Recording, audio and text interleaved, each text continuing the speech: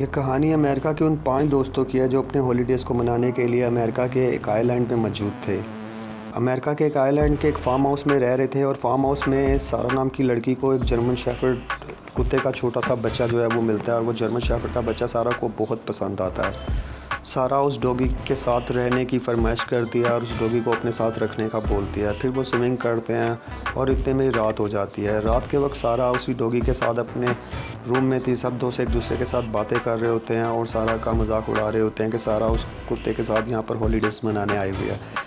اتنی دیر میں سارا اپنے ایک دوست کو کہتی ہے کہ وہ کچن سے ڈوگی کے لیے کچھ لے کر آئے۔ جیسے ہی لڑکا کچن میں جاتا ہے ڈوگی کے لیے کچھ چیز بنا رہا ہوتا ہے تو وہ ڈوگی بھونکنا شروع کر دیتا ہے، اور وہ لڑکا ڈر کے مارے باہر آ جاتا ہے، جس سے کتے کا بچہ جو ہے وہ ڈر کے گھر سے باہر چلے جاتا ہے۔ سارا اپنے دوست کو بولتی ہے کہ میرے ساتھ کوئی باہر جائے اور اس ڈوگی کے بیبی کو ہم گھر کے اندر لے کے جاتے ہیں۔ جیسے وہ ڈوگی کے بیبی کو باہر تلاش کرنے کے لیے جاتے ہیں تو اتنے میں وہ ڈوگی کا بیبی مل جاتا ہے، لیکن اتنے میں ایک بڑا جرمن شیفرڈ ڈوگ آ جاتا ہے اور وہ سارا کو ٹانگ پہ کاٹتا ہے اور کاٹ کے بھاگ جاتا ہے سارا کو دیکھ کے۔ تو اتنے میں سارا کو بہت تکلیف ہو رہی ہوتی ہے، درد ہو رہی ہوتی ہے۔ سارا کو اس کے دوست لے کر گھر کے اندر آتے ہیں اور اس کو فرسٹ ایڈ ٹریٹمنٹ دی جاتی ہے، اور اس کو کہا جاتا ہے کہ یہ کتے اتنے خطرناک نہیں ہوتے ہیں اور تم ان سے مت ڈرو اور تھوڑا ریسٹ کرنے کی کوشش کرو، تم ٹھیک ہو جاؤ گے۔ سب دوست سارا کو تسلی دیتے ہیں۔ سارا اپنے دوستوں کو کہتی ہے اوکے اب میں تھک گئی ہوں، اب ہم سب کو ریسٹ کرنا چاہیے۔ تو وہ ریسٹ کرنے کے لیے سب جو ہے وہ اپنے اپنے روم میں چلے جاتے ہیں۔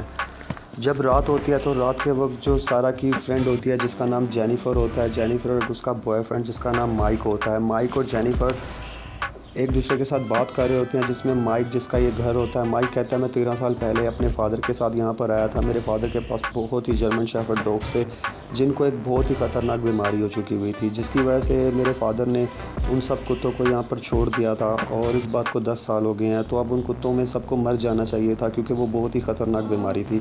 ایسے ہی کہتے کہتے وہ کچن میں چلے جاتا ہے، اور کچن میں جا کے جیسے ہی وہ فریزر کو کھولتا ہے تو اتنے میں کیا دیکھتا ہے کہ سارا کھڑکی پہ کھڑی ہوتی ہے اور بہت عجیب سی آوازیں نکال رہی ہوتی ہے، بہت عجیب سا ریئیکٹ کر رہی ہوتی ہے۔ سارا اس جگہ سے بہت ڈر چکی ہوئی تھی تو وہ یہاں سے بس جلد جانا چاہتی تھی۔ اتنے میں دیکھتے ہیں کہ صبح ہو جاتی ہے۔ صبح ہوتی ہے تو سب دوست مل کے بریک فاسٹ کر رہے ہوتے ہیں، تو سارا جو ہے وہ اکیلے میں ہی اپنا بریک فاسٹ کر رہی ہوتی ہے، کسی سے کوئی بات نہیں کر رہی ہوتی، اور بہت روڈی بنی ہوتی ہے، بہت ناراض ہوتی ہے سب سے۔ اتنے میں سب لڑکے جو ہے وہ آؤٹنگ کے لیے جنگل میں جاتے ہیں کہ ہم جنگل سے گھوم کے آتے ہیں، تو جینیفر اور سارا جو ہے وہ گھر میں اکیلے ہوتے ہیں۔ تینوں دوست جب جنگل میں آتے ہیں تو وہ ایک دوسرے سے بات کر رہے ہوتے ہیں کہ یہ کس طرح کا جنگل ہے جہاں پر کوئی بھی پرندہ، کوئی بھی ایک ایسی چیز نہیں ہے جو کہ جنگل میں موجود ہوتی ہے۔ اتنی دیر میں دیکھا جاتا ہے کہ سارا اور جینیفر جو ہے وہ تھوڑی سوئمنگ کرنے کے لیے گھر سے باہر نکلتی ہیں اور سوئمنگ کرنے کے لیے خود کو تیار کرتی ہیں اور سوئمنگ کے لیے گوتا لگا دیتی ہیں۔ جو جنگل میں 3 دوست گئے ہوئے تھے ان میں سے ایک دوست کو محسوس ہوتا ہے جیسے جنگل میں کوئی ہے، وہ سامنے دیکھتا ہے تو ایک ڈوگ ہوتا ہے، جرمن شیفرڈ بہت بڑا۔ پیچھے دیکھتا ہے تو پیچھے بھی ایک ڈوگ ہوتا ہے، ہر طرف ڈوگ ہی ڈوگ ہوتے ہیں۔ وہ بھاگ کر اپنے دوستوں کے پاس آتا ہے ڈر کے مارے اور کہتا ہے یہاں پر تو بہت زیادہ کتے ہی کتے ہیں اور کتوں کے علاوہ کوئی نہیں۔ اتنی دیر میں ان کے سامنے ایک مرا ہوا آدمی آتا ہے اور وہ کہتا ہے تم یہاں سے چلے جاؤ۔ زخمی لڑکے کو کتے دوبارہ نوچ کے کھا جاتے ہیں۔ اتنی دیر میں وہ سب بھاگ کے اپنے گھر کی طرف جاتے ہیں اور جا کر آواز لگاتے ہیں کہ سب گھر کے اندر جائیں، لیکن وہ کتے ان پر حملہ کر دیتے ہیں۔ تو لڑکا تیر چلاتا ہے، تیر جیسے ہی وہ چلاتا ہے کتے کی طرف، لیکن وہ جینیفر کی ٹانگ پہ جا کے لگتا ہے اور جینیفر اس سے زخمی ہو جاتی ہے۔ جینیفر کو وہ سب دوست اٹھاتے ہیں، اٹھا کے روم کے اندر لے کے جاتے ہیں اور جینیفر کی ٹانگ سے تیر نکالا جاتا ہے۔ وہ سب دوست ایک دوسرے کے ساتھ لڑ رہے ہوتے ہیں کہ ہمیں یہاں پر کبھی آنا ہی نہیں چاہیے، یہاں پر ہم سب باری باری کر کے مر جائیں گے۔ اتنی دیر میں ایک لڑکا بولتا ہے کہ ہم کو یہاں سے نکلنے کا راستہ ڈھونڈنا چاہیے اور ہمیں کسی نہ کسی طرح سے ایروپلین تک جانا چاہیے تاکہ ہم یہاں سے جا سکیں۔ اتنی دیر میں وہ کیا دیکھتے ہیں کہ جیسے وہ لڑ رہے ہوتے ہیں تو ایک کتا کھڑکی کو توڑ کے گھر کے اندر آ جاتا ہے۔ سب دوست مل کر اس کتے پہ حملہ کرتے ہیں اور اس کتے کو مار ڈالتے ہیں۔ پھر وہ سب دوست اس گھر سے نکلنے کی کوشش کرتے ہیں، اور جیسے وہ گھر سے باہر جاتے ہیں تو دیکھتے ہیں کہ ان کے ایروپلین کی جو رسی ہوتی ہے وہ کتے کھا جاتے ہیں، تو ایروپلین جو ہے وہ ندی میں چلے جاتا ہے۔ تو سب دوست کہتے ہیں ہم ندی تک جائیں گے۔ جیسے وہ ندی تک جاتے ہیں تو دیکھتے ہیں جو ان کا ایروپلین ہے وہ کافی دور چلے جاتا ہے، تو وہ تیر کر ایروپلین تک جاتے ہیں، لیکن کیا دیکھتے ہیں کہ کتے ایروپلین کے اوپر بیٹھے ہوتے ہیں۔ تو وہ دوست جو ہے وہ واپس بھاگ کر آتے ہیں اور بھاگ کر جو ہے سب کو کہتے ہیں سب جو ہے وہ اپنے روم میں واپس چلیں، اور بھاگ کر اپنے روم میں چلے جاتے ہیں، اور پھر آ کے گھر کی جتنی تمام کھڑکیاں ہوتی ہیں ان کو لکڑی سے بند کرتے ہیں تاکہ دوبارہ کوئی کتا واپس نہ آ سکے۔ پھر 2 دوست جو مرا ہوا کتا ہوتا ہے اس کو گھر سے نکالتے ہیں، نکال کے باہر پھینک کر اندر چلے جاتے ہیں، اور پھر کچھ دیر کے لیے ویٹ کرتے ہیں سارا کو اتنی دیر میں فیور ہو جاتا ہے، بخار ہو جاتا ہے، اور وہ سب بہت پریشان ہوتے ہیں کہ اب یہاں سے نکلیں گے کیسے، کیونکہ ان کا ایک ہی ایروپلین ہوتا ہے اور وہ ایروپلین کو جو ہے وہ کتے ندی میں بھگا کے لے جاتے ہیں۔ وہ کہتے ہیں کہ ہم جاتے ہیں نا اسٹور روم میں جاتے ہیں، وہاں پہ اسٹور روم میں کچھ نہ کچھ اس کا انتظام ضرور ہوگا۔ لڑکا چھت پہ جاتا ہے، چھت پہ جا کے وہ رسی کے اوپر سے ہک کو اتارنے کی کوشش کرتا ہے، جبکہ کتے اپنے دوست کتے کو کھانے میں مصروف تھے، تو ان میں سے ایک دوست جاتا ہے، وہ ہک کو آرام سے اتارتا ہے، اتار کے وہ گھر کے اندر چلے جاتا ہے۔ ایک جرمن شیپرڈ کتا ان کو دیکھ لیتا ہے، بٹ وہ اپنے گھر کی چھت پہ جا کے اس ہک کو لگاتے ہیں، اور لگا کر وہ یہی سوچتے ہیں کہ باری باری جو ہے نا وہ اپنے اسٹور روم کی طرف جائیں گے اور وہاں پر گاڑی میں بیٹھ کر وہاں سے نکل جائیں گے۔ وہ لڑکی کو کہتے ہیں سب سے پہلے تم جاؤ۔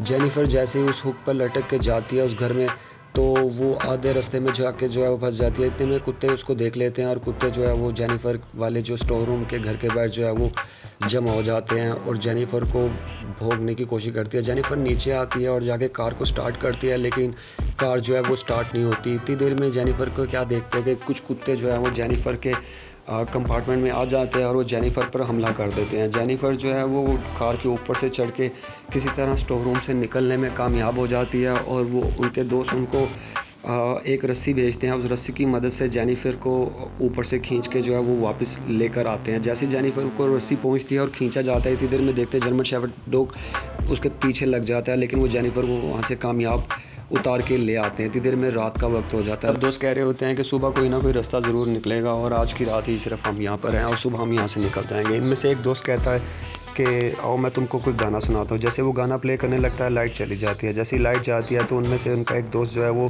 سب کو انٹرٹین کر رہا ہوتا ہے۔ انٹرٹین کرتے کرتے وہ کہتا ہے نیچے کا اپارٹمنٹ میں جاتا ہوں، لائٹ کو آن کر کے آتا ہوں۔ وہ جیسے نیچے جاتا ہے تو وہ لائٹ کو آن کرتا ہے، تو جیسے وہ لائٹ آن کرتا ہے تو اس کو کمپارٹمنٹ میں کچھ پرانی بوتلیں ملتی ہیں۔ ایک بوتل کو پکڑ کے وہ بہت خوش ہوتا ہے، تو پھر لائٹ چلی جاتی ہے، وہ زمین پہ بھی گر جاتا ہے، اور وہ اٹھ کے دیکھتا ہے کہ اس کو کوئی روشنی والی جگہ نظر آ رہی ہوتی ہے۔ جیسے وہ کمپارٹمنٹ سے باہر دیکھتا ہے تو اس کو باہر سے کتوں کا شور آتا ہے۔ اتنی دیر میں کتے اس پہ حملہ کر دیتے ہیں، تو اس کے دوست اوپر سے اس کو دیکھ رہے ہوتے ہیں لیکن اس کو بچا نہیں سکتے، لیکن وہ سب جو ہے وہ شور مچاتے ہیں کہ کتوں نے ہمیں گھر سے گھیر لیا ہے، سب گھر کو جو ہے وہ دروازوں سے بند کر دو۔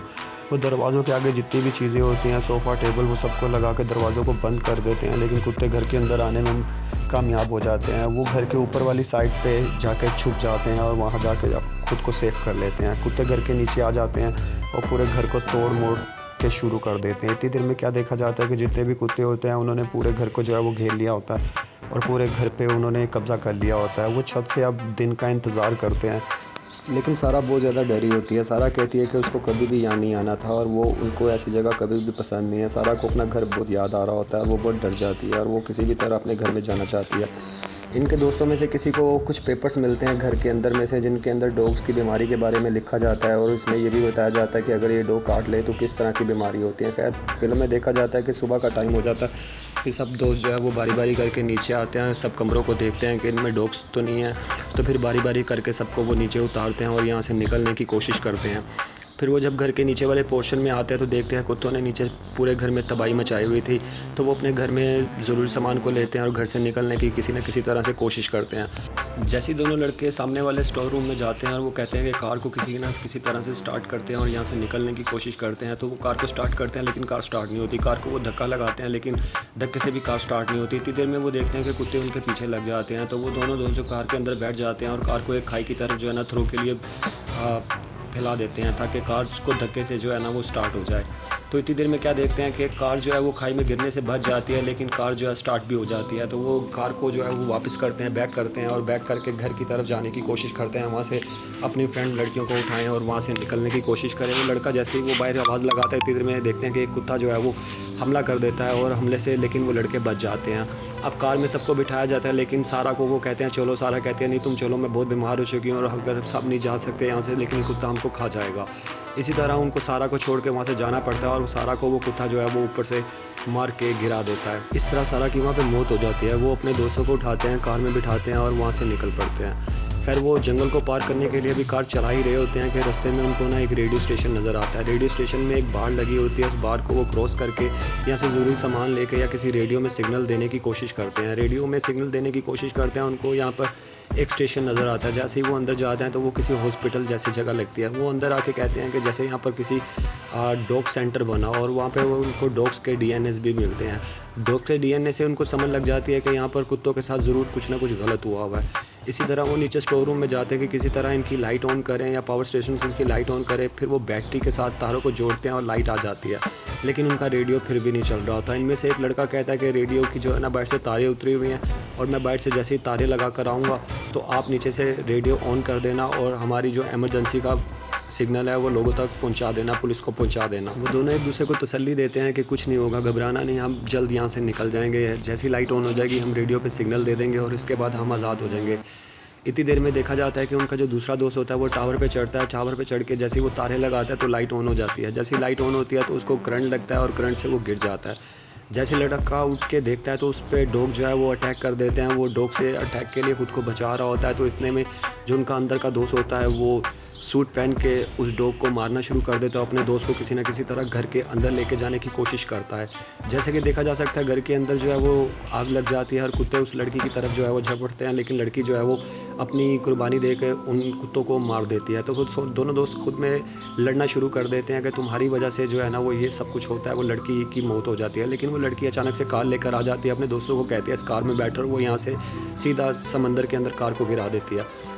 لڑکی اپنے آپ دوستوں کو کہتی ہے کہ جلدی سے کسی نہ کسی طرح اس کے شپ کے اندر بیٹھتے ہیں اور شپ کو چلاتے ہیں۔ اس طرح وہ سمجھتے ہیں کہ وہ سیف ہے اور بہت دور جا کے وہ کہتے ہیں اب ہمیں تھک گئے ہیں، ہمیں آرام کرنا چاہیے، اب ہم سیف ہیں۔ لیکن جینیفر جیسے ہی وہ پردہ اٹھاتی ہے اس پردے کے اندر کتا ہوتا ہے، اور مورل یہ ہے کہ ان میں سے کسی کی بھی جان نہیں بچتی، وہ ڈوگ سب کو کھا جاتے ہیں۔ اگر آپ کو ہماری کہانی اچھی لگی ہے تو ہمارے چینل کو سبسکرائب کریں۔ بہت بہت شکریہ۔